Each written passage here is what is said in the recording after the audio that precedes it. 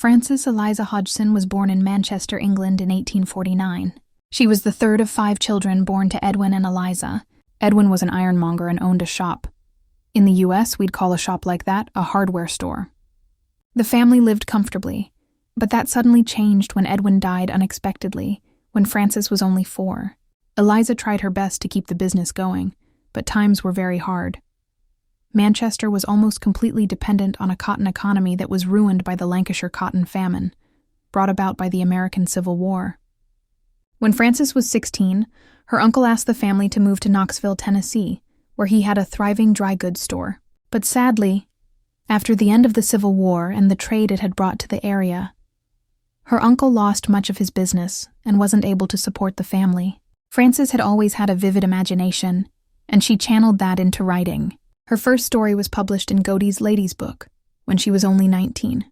It was called Ethel's Sir Lancelot.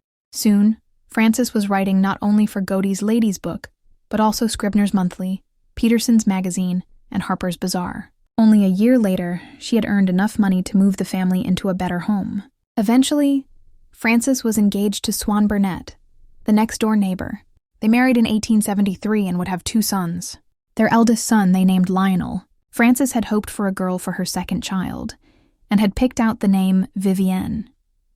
When he was born, she changed the spelling to a more masculine form, Vivian. Around the time Vivian was born, Frances began writing novels.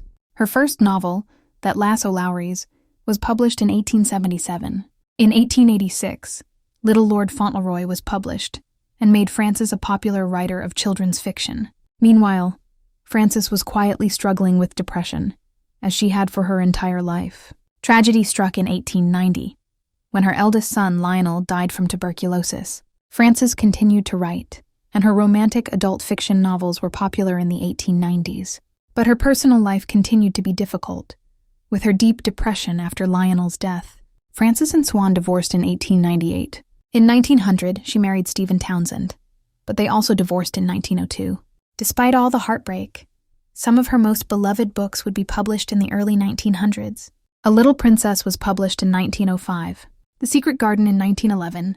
If you've only seen movies based on these books, I highly recommend reading them. They're so much richer and more beautiful than the movies, in my opinion. Frances lived the last 17 years of her life on Long Island and passed away in 1924. Her simple, flat headstone leaves no hints about her remarkable life. Thank you, Frances, for enriching our lives with your beautiful imagination.